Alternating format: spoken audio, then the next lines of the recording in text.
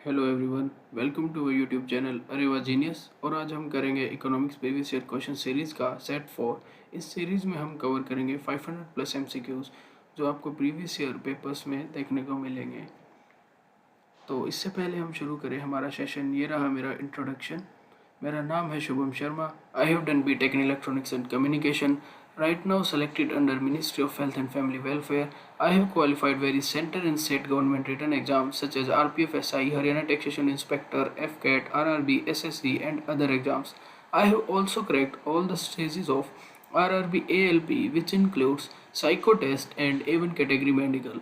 Medical and psychotest both are the part of DFCCIL Executive Operations at BD.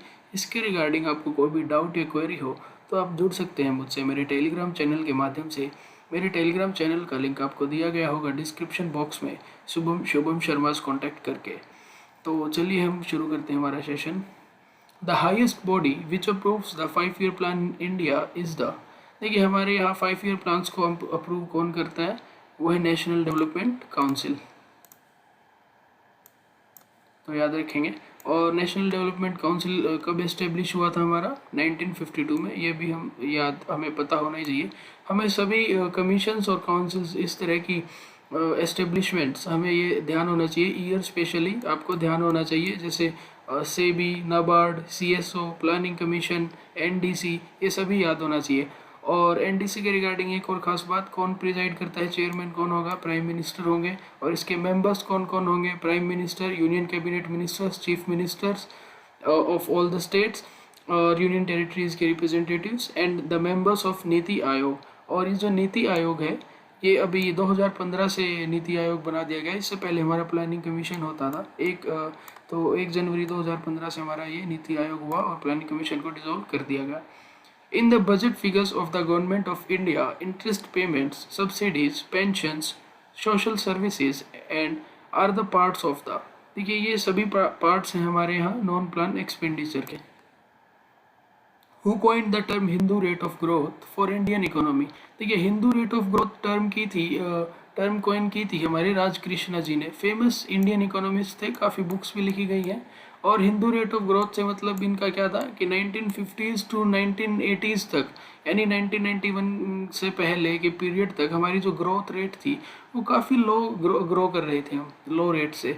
और एक तरीके की stagnant growth ही थी हमारी। तो उसे राजकृष्णा जी ने हिंदू रेट ऑफ ग्रोथ कहा था। Which of the following Indian banks became the first to touch a market capitalization of rupees 1 lakh crore in India? देखिए 1 लाख करोड़ का कैपिटलाइजेशन सबसे पहले टच किया था हमारा एसबीआई ने, स्टेट बैंक ऑफ इंडिया ने। और ये कब एस्टेब्लिश हुआ था, 1955 में। और 1955 में ये नेशनलाइज होने से पहले इसका क्या नाम था, मुझे कमेंट सेक्शन में आप लोग बताएंगे। The commission in India dealing with minimum support price, procurement price, etc. in connection with agricultural goods is the, देखिए कौन सा कमीशन है वो है commission for agricultural cost and prices. आप इसे CACP के नाम से जानते हैं, आपने रिसेंटली न्यूज़ में बहुत सुना होगा CACP। और यही वो कमीशन है जो डिसाइड करेगा। और MSP हमारे यहाँ सबसे पहले कब लगाई गई थी, 1966 में। देखिए ये हमारा सबसे पहले MSP लगाया गया था, वीट पर लगाया गया था, गेहूं पर। और कितना फिक्स किया गया था मिनिमम सपोर्ट प्राइस, 54 रुपीज़ पर क्विंटल। क्योंकि देखिए इस ड्यूरेशन तक हम 3 5 ईयर प्लान हम फेस कर चुके थे। हमने इंडो चाइना वॉर जैसे युद्ध का भी सामना हम कर चुके थे। और हमने भूखमरी और फेमाइंस जैसे इशू देखे थे। तो उन चीज़ों को ध्यान में रखते हुए ये फैसला लिया गया था। Which one of the following is not correct? देखिए मैं आपको पहले भी बता चुका हूँ कि 5 ईयर प्लान्स की ड्यूरेशन काफ़ी इंपॉर्टेंट है। आपको सभी की टर्म याद होनी ही चाहिए। आप मेरे हर सेशन में 2 क्वेश्चंस तो आप ज़रूर देख रहे होंगे 5 ईयर प्लान से, 2 से 4 क्वेश्चन आउट ऑफ 20। तो काफ़ी इंपॉर्टेंट है। फर्स्ट 5 ईयर प्लान 1951 टू 56 बिल्कुल सही है। सेकंड 5 ईयर प्लान ये भी सही है। और थर्ड 5 ईयर प्लान 61 टू 66 बिल्कुल सही है। फोर्थ 5 ईयर प्लान नहीं, फोर्थ 5 ईयर प्लान 66 में नहीं था, ये था हमारा 69 टू 74। और फोर्थ 5 ईयर प्लान के रिगार्डिंग आपको कुछ और बातें याद करनी है, जैसे हमारी प्राइम मिनिस्टर उस टाइम थी इंदिरा गांधी। और हमारे 14 बैंक्स नेशनलाइज किए गए थे। तो आपसे ये क्वेश्चन अक्सर पूछा जाता है कि during which 5 year plan 14 banks were nationalise. तो वो थे हमारा 4th 5 ईयर प्लान के दौरान, या फिर आपसे इस तरीके से पूछा जाएगा कि during 4th 5 year plan how many banks were nationalised, तो वो होंगे 14 बैंक्स। और इसके और एक और इम्पोर्टेंट चीज़ जो हुई थी वो थी ग्रीन रेवोल्यूशन। ग्रीन रेवोल्यूशन हमारा एडवांस हुआ था यहाँ, और ग्रीन रेवोल्यूशन के यानी father of green revolution in India कौन माना जाता है, उसका जनक किसे कहा जाता है, वो थे हमारे यहाँ MS स्वामीनाथन। और वर्ल्ड वाइड हम किसे मानते हैं generally father of green revolution, वो थे नॉर्मन बोरलॉग। उन्हें भी इनवाइट किया गया था इंडिया अपने सुझाव देने के लिए। In the post-independence period, economic reforms were first introduced in India under, देखिए इकोनॉमिक रिफॉर्म्स हमारे आज़ादी के बाद जो किए गए थे वो थे PV नरसिम्हा राव गवर्नमेंट के दौरान 1991। नरसिम्हा राव जी तेलंगाना से थे ये, और ये देखिए ये है नरसिम्हा राव जी, हमारे PM रह चुके हैं। और ये फाइनेंस मिनिस्टर उस टाइम के उनके थे मनमोहन सिंह जी, जो हमारे बाद में भी हमारे PM बने। और देखिए जो नरसिम्हा राव जी है ये मोस्ट अंडररेटेड PM इन्हें माना जाता है। इनको इतना श्रेय नहीं हम कह सकते हैं कि दिया गया इतने उनके कामों का, क्योंकि देखिए 1991 काफ़ी टफ टाइम था हमारे देश के लिए। इकोनॉमिक क्राइसिस एक तरीके की कंडीशंस हमारी आ चुकी थी, उस कगार पर हम पहुंच चुके थे। तो 1991 में इन्होंने क्या किया, हमारी इकोनॉमी को ओपन किया, इंटरनेशनल ट्रेडर्स और इन्वेस्टर्स हमारे यहाँ इन्वेस्ट कर सकते थे, और इन्फ्लेशन जैसे रेगुलेटर्स और रिफॉर्म्स लेकर आए उनको कंट्रोल करने के लिए, और प्राइवेटाइजेशन की भी इनिशिएशन हमारे यहाँ हुई। तो इन्होंने ही सर्वाइव उस दौरान हमारी इकोनॉमी को कराया था। The report of Vijay Kelkar committee relates to, Vijay Kelkar committee जो रिपोर्ट है वो रिलेट करती है टैक्स रिफॉर्म से। इन्होंने काफ़ी सारे टैक्स रिफॉर्म्स के सुझाव दिए थे। ICI is the name associated with, देखिए ICI का मतलब क्या है, imperial chemical industries, British company थी, 1926 में एस्टेब्लिश हुई थी, केमिकल कंपनी थी। तो ये क्या है, MNC है which manufactures chemicals. When was the Jawahar Rozgar Yojana launch, देखिए जवाहर रोजगार योजना मैं आपको बता चुका हूँ, ये लॉन्च की गई थी हमारी 1989 में, और किसको टारगेट करती थी, रूरल पॉपुलेशन को करती थी। और इसका ऑब्जेक्टिव क्या था, रूरल एरिया में एम्प्लॉयमेंट जनरेट करना, और किस तरीके से कि हम रूरल इकोनॉमिक इंफ्रास्ट्रक्चर को भी डेवलप करते हुए चले, उससे अपने आप ही एम्प्लॉयमेंट जनरेट हो जाएंगी। तो आप ये जरूर याद रखेंगे 1989 Jawahar Rozgar Yojana. Reserve Bank of India was nationalised in 1949 में नेशनलाइज्ड हुआ था, ये हम ध्यान रखेंगे। और एस्टेब्लिश कब हुआ था, 1935, 1 अप्रैल 1935। जरूर याद रखेंगे एस्टेब्लिशमेंट्स, 5 से 10 एस्टेब्लिशमेंट्स हैं टोटल इकोनॉमिक्स में, आप ये ध्यान रखेंगे। Which is not the objective of public procurement and distribution system followed by Indian government, maintain price stability through creation of buffer stocks. जी प्राइस स्टेबिलिटी हम इसी तरीके से मेंटेन करते हैं, हम स्टॉक्स जो हैं वो हम जो भी राशन है उसको स्टॉक करते हैं। Protect the interest of both consumers and poor farmers, जी दोनों का इंटरेस्ट, दोनों के बारे में ही सोचा जाता है। देखिए गरीब किसान से उनका अनाज हमारा सरकार खरीदती है, और कंज्यूमर्स को काफ़ी सस्ते रेट पर प्रोवाइड कराती है।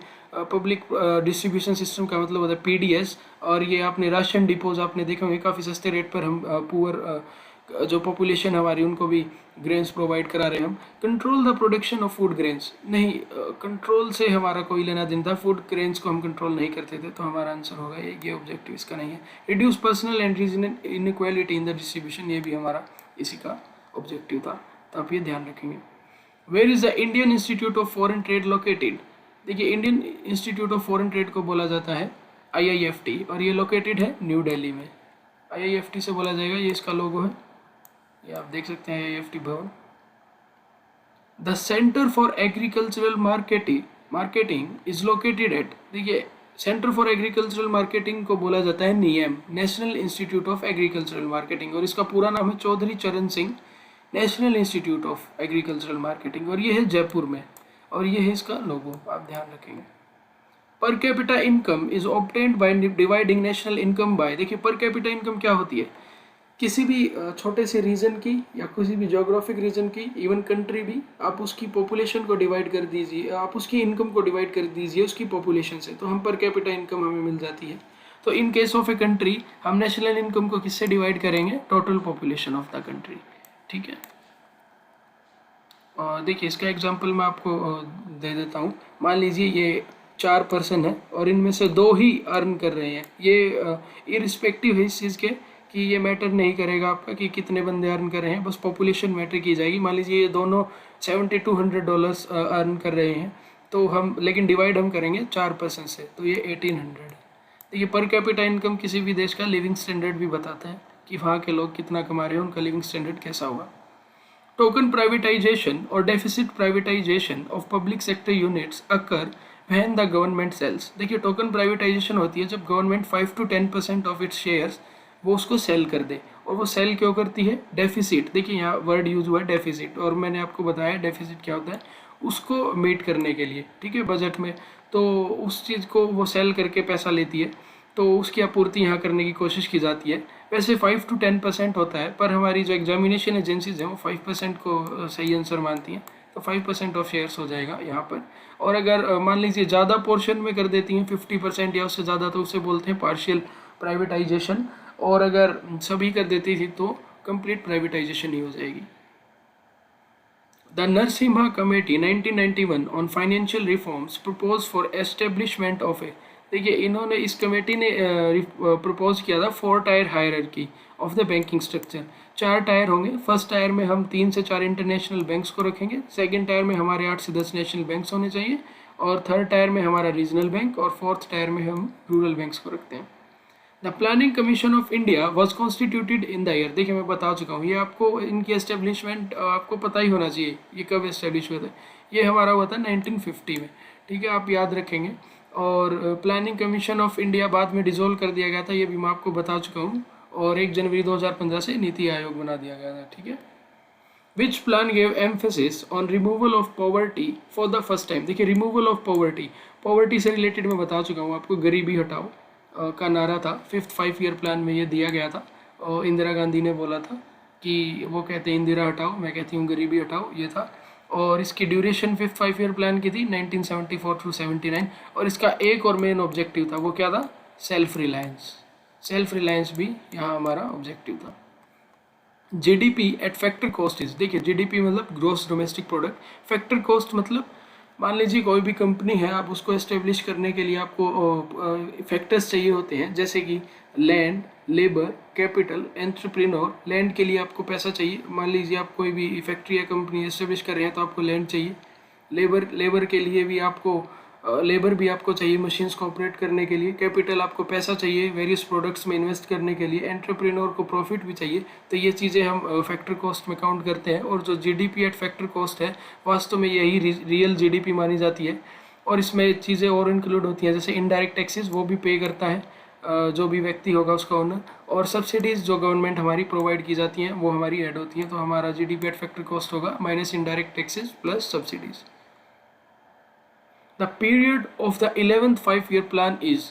11th 5-year प्लान का देखिए फिर से 5-year प्लान से क्वेश्चन पूछा गया। 2007 to 2012 हमारा 11th 5-year प्लान का टर्म था। और बस आज के लिए इतना ही। अगर आपको हमारा ये सेशन पसंद आया तो आप इस वीडियो को लाइक कीजिए, and please share and subscribe our channel, और नोटिफिकेशन बेल आइकन को भी प्लीज़ प्रेस कीजिए। और आप मेरे टेलीग्राम चैनल से जुड़िए, आपको प्रीवियस ईयर सेशंस को रिवाइज करने के लिए क्विजेज आपको वहाँ मिल जाएंगी time to time. Thank you all.